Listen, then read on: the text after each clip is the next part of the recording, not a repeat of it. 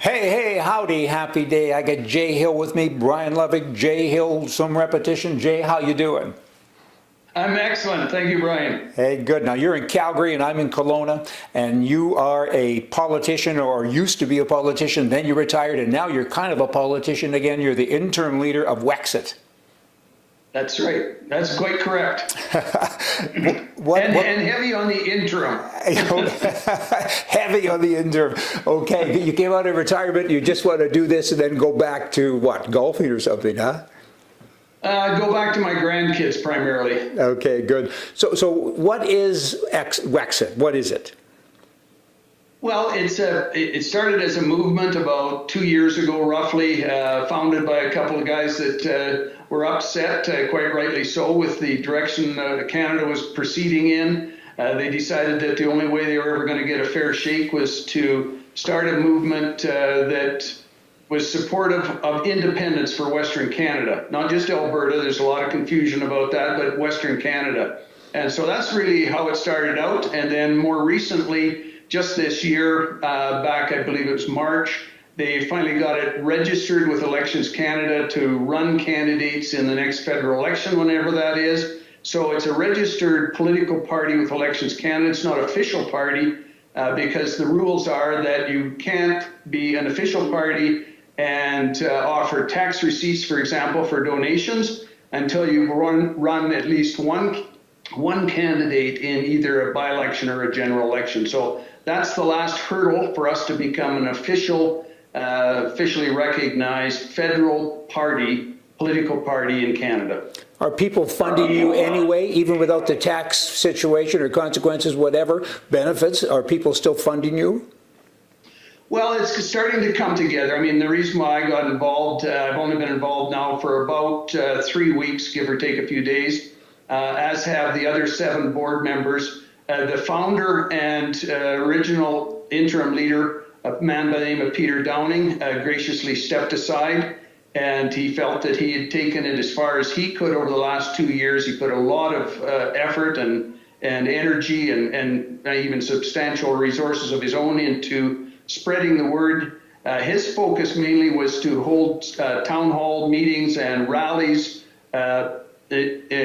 especially in Alberta and Saskatchewan. I don't know whether he went any further afield than that. I attended a couple of those, one in Lloydminster and one in Calgary, here in Calgary. And but that was his focus. Our focus is a bit different since we took over the leadership of the now party, and we'll see where it goes from here. Pretty interesting stuff. So to be a federal party, I get the technical part of it, and so soon, or sometime at least, you will be a full-fledged party. And at that point, you have to run a slate of how many people for the next election, federal election. As I said, Brian, the only requirement is to run one candidate. So no. But how many would you run? Like in the West, how many seats are there for you to fill? Okay, well, the 4 Western provinces have 104 seats, and if you include the 3 Northern territories, it's 107. We will obviously purposely limit ourselves to those 107, and how many we can properly organize to run a credible candidate and a credible campaign in, it's anyone's guess at this point because we're just getting started. Yeah. Now, you have quite an interesting background. I mean, you were a politician. You were an elected member of parliament. For how many years were you in office? 15, 17? Yes, 17 years. I first ran for the Reform Party when it was less than a year old in 1988. And of course, in that election, none of I think we ran 72 candidates in the 88 Western ridings. That's all we could get organized. As I say, the party was less than a year old in that election. So none of us won. Preston Manning ran against Joe Clark, and he ran second. A number of our candidates in Alberta ran second behind the PCs, but we didn't win any seats. So I ran first in 1988, then I stayed involved, won the nomination to be the candidate again, and won in 1993, and then I won consecutively in 5 elections after that, re-election. So 6 elections, I was victorious. and I quit in 2010 when I was a sitting cabinet minister with Stephen Harper. So you were also the leader. What were you? Give us all your portfolios. What were you doing when you were an elected person? Well, I guess the interesting political trivia is that I had staff check at one point. There's never been an individual that has been their party whip. That's the sort of the disciplinarian and mother confessor of the party, of the caucus. There's never been an incident that they could find in our parliamentary history where someone held that position twice. I've held it 4 times for 4 different parties or entities. And the reason why I say entities is because one of the times I was the whip, it was for something called the PCDR coalition, which was the only recognized coalition in the House of Commons, and it only lasted 7 months, and I was the whip of that for that 7 months. So I've been whipped 4 times, both in opposition and in government, and I've been the House leader for twice, both in opposition and in government, both times for the Conservative Party of Canada. So I think that was the position that I held when I quit in 2010. So as a House leader, I think you sit right beside the Prime Minister and like you're in pretty close contact with all of the people that are running the country. Is that true? That's true. Yeah, you're a full cabinet minister. Yeah. The official title is Leader of the Government in the House of Commons, but it's commonly referred to as House Leader. Yeah. You actually sit straight behind the Prime Minister in the chamber. Yeah. But you work, of course, very closely because your primary responsibility is to shepherd the government's parliamentary agenda, their legislation, through the chamber and into law.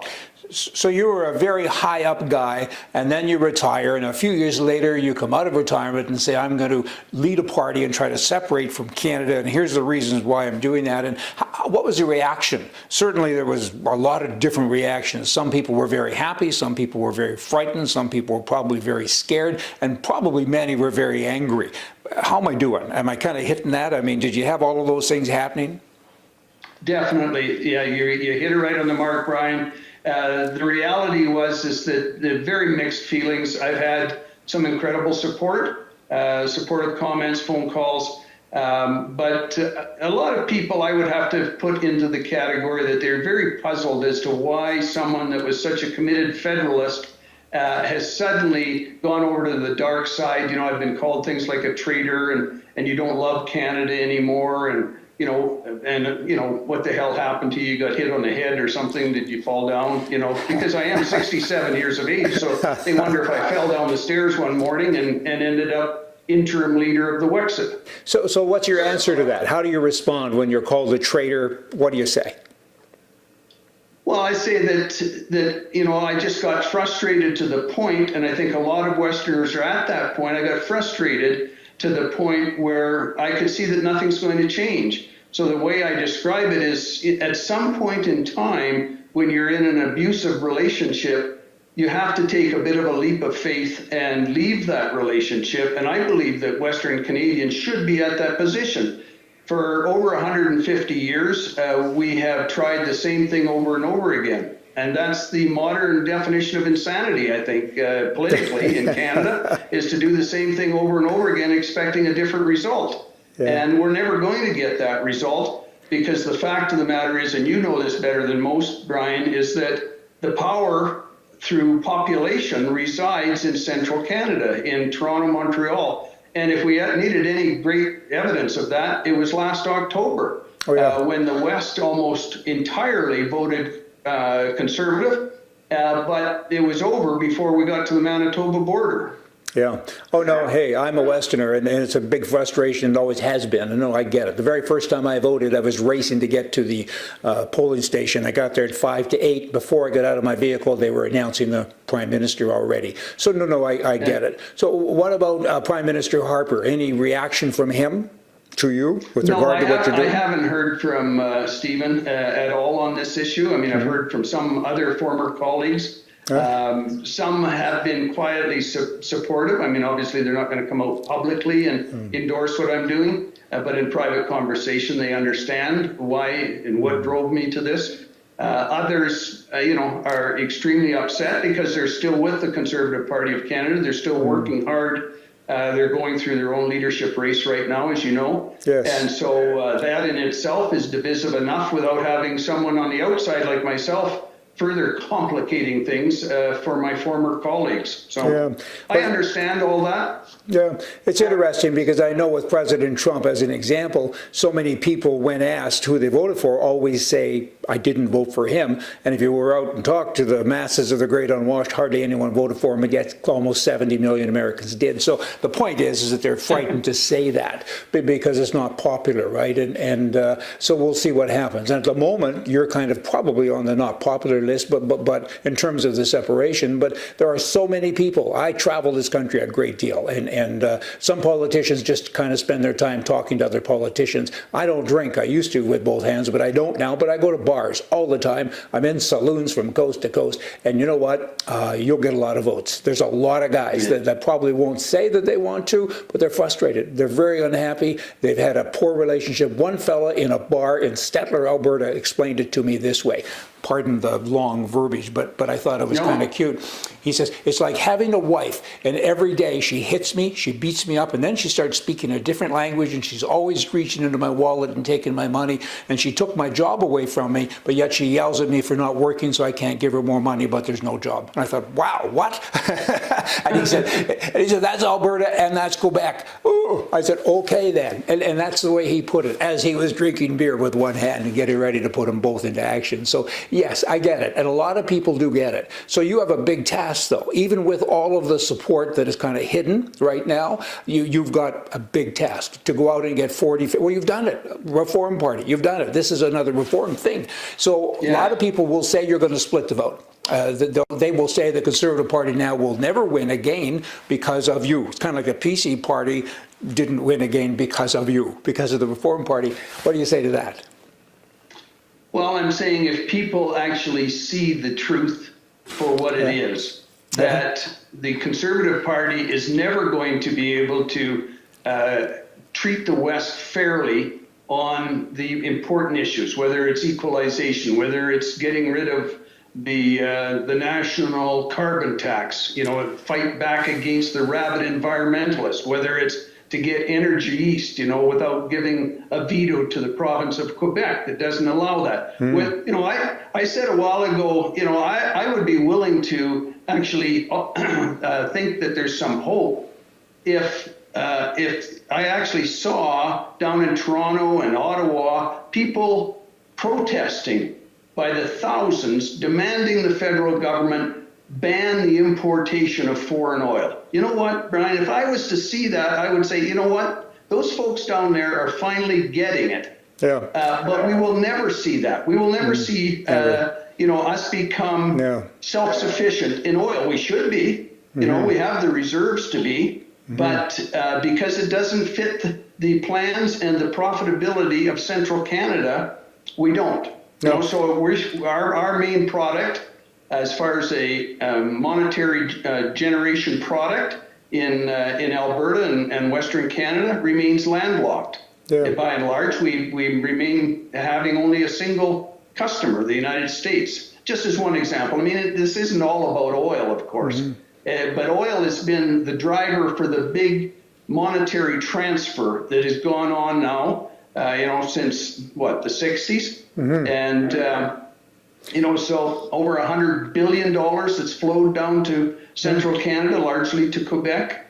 Oh, it's shocking. The numbers are shocking. I, for one, say it's never going to change. It's not going to stop. It doesn't matter if it's a Conservative Party led by Peter MacKay or Aaron O'Toole or whoever is the next leader of the Conservative Party. Because just as with Stephen Harper and myself and all of us that had to compromise to the point where it actually became appeasement, you have to look to where the votes and the seats are, and they're in central Canada. But you need a law. It's like that in the U.S. What have they got?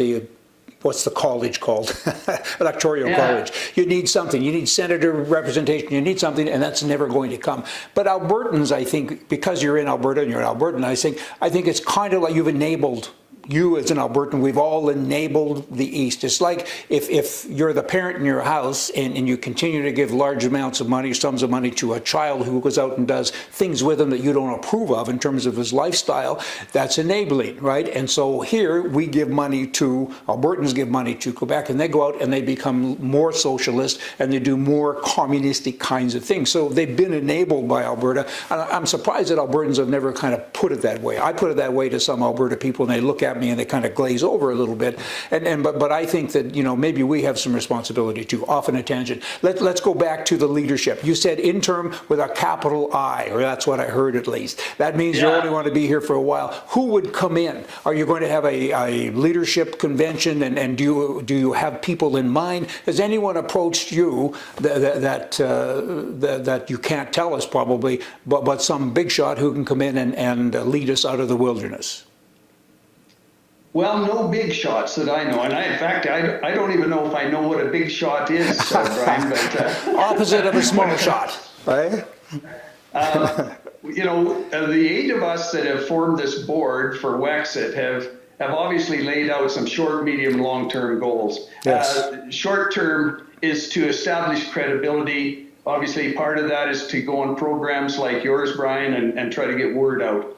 The other 2 short-term goals are very obvious. They sell memberships. We need more people. We need more support. So ask those people to go to wexitcanada.com, our website, and take out a $10 membership. Become involved. Volunteer. Then it's to fundraise. You know, we have to have money to get word out. We have to advertise. We have to get organized. So those are the short-term goals. Medium term is to put the energy and effort in, and the money that it takes to hold a convention. Once you have a critical mass of membership, of people, then you hold a founding convention. And so we would hope to do that in the next 6 to 8 months if we can get properly organized. And then part of that, either concurrent with it or after it, would be a credible leadership race where we have some big shots come forward.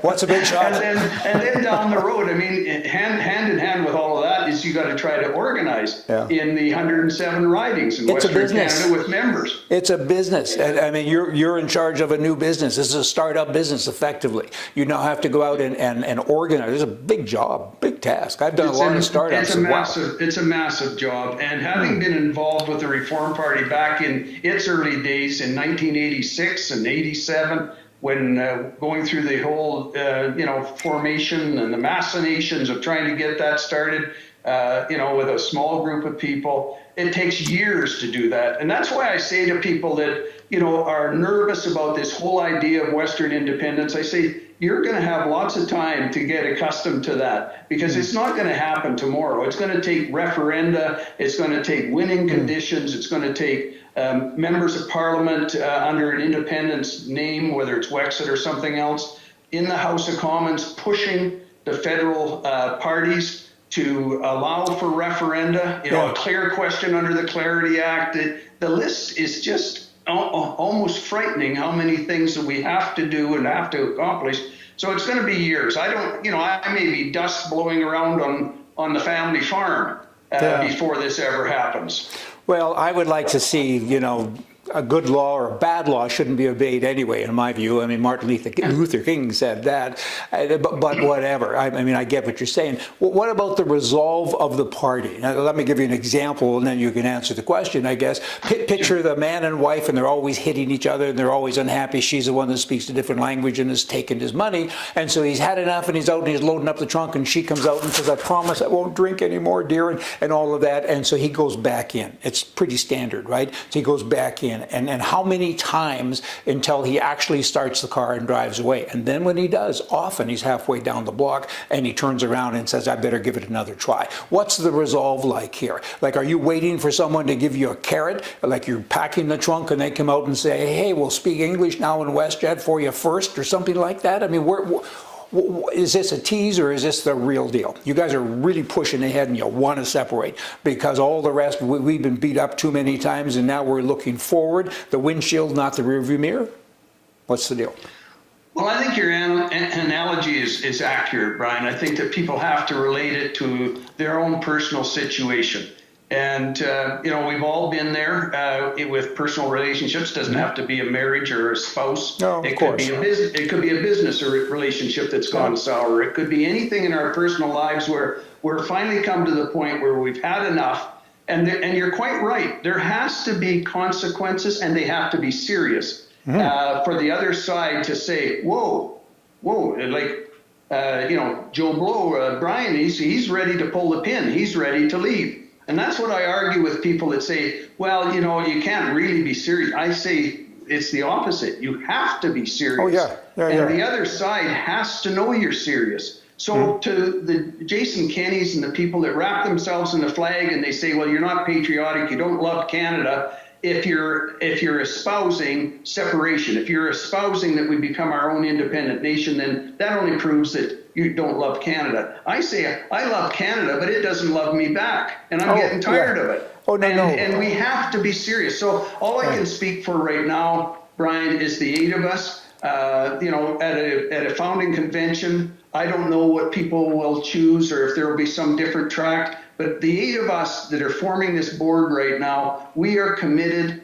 to separation, to independence in some fashion. Now, people ask me, well, will that have to be a separate nation, with its own military, its own dollar, its own this and its own that? I don't know that. I mean, it could be the separatists in Quebec called for sovereignty association, so something just short of complete independence. I don't know how it's going to turn out. All I know is that we have to strive for independence. Yeah, let me give a little story on that. I think that so many relationships, I'm talking men and women, and I'm happily married forever, so I mean, I'm not talking about myself, but from what I see, right, so many people, they separate and the man moves into the basement. What? I don't think that's a separation. And he changes oil in her car and he goes shopping with her and what? And then they always say, don't separate because of the kids. And I say, but if you stay together, the kids are going to remain unhappy. I mean, what? And there is a time when you all got to move ahead, right? And so that's kind of where I would be. I mean, of course you should have your own military. Of course you should have your own dollar and everything else. Because you're gone now, you're no longer a part of it. This business is separating and kind of still hanging out and having lunch together every day. Ugh, I never bought into that. That's me. What do I know? I like what you're doing. And I like it because there's a need and you're coming out to do a startup of a business, and I'm looking forward to hearing more from you to see where this goes. And I can see why political people, they're frightened of you because they don't quite know what to make of this, because you're not the ordinary guy from down working at the butcher shop. So I think that's great, and all power to you because you believe and you're trying to make it better for the people that follow you, your children and your grandchildren, and I admire that. So come back on my show, will you? Of course. All right. Anytime, Brian. And I've enjoyed the visit, and thank you for having me on. Hey, it's a real pleasure. And we'll update each other. And in particular, I want to hear about all the strokes that these politicians continue to have as you continue to kind of show us what you're about. So thank you. Happy day. Happy.